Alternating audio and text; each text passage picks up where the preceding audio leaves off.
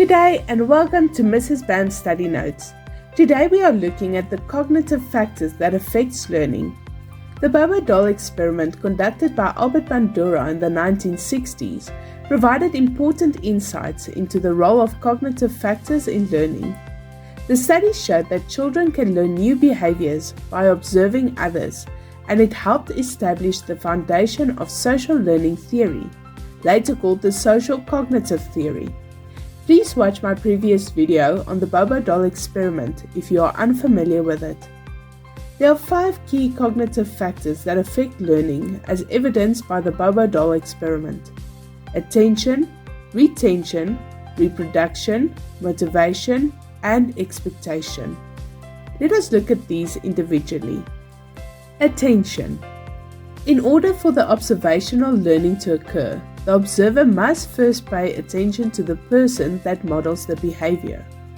Factors like the model's characteristics, for instance how attractive they are and their status, the observer's interest, or the emotional state can influence how much attention is given to the behavior being demonstrated.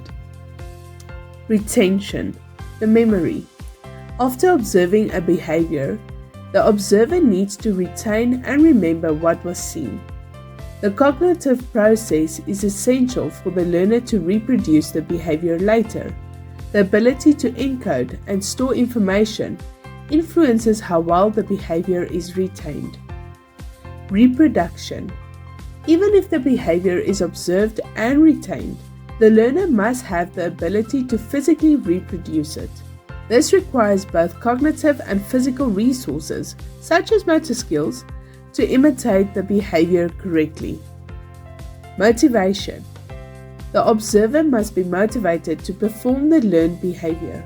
Bandura emphasized the role of reinforcement and punishment in motivation. If the behavior is seen as being rewarded, which is called vicarious reinforcement, the observer will be more likely to imitate it. Conversely, seeing a model punished may reduce the likelihood of imitation. Lastly, we have expectations. This is cognitive appraisal. Learners evaluate the potential outcomes of their behaviors based on what they have observed.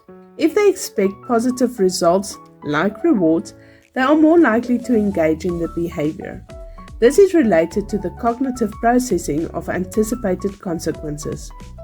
These cognitive factors work together to enable learning through observation, demonstrating that learning is not just a passive process, but one that involves active mental processing.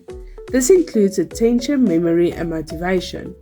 The Bobo doll experiment highlighted how children could learn aggressive behaviors by observing adult models, illustrating the importance of cognitive processes in social learning.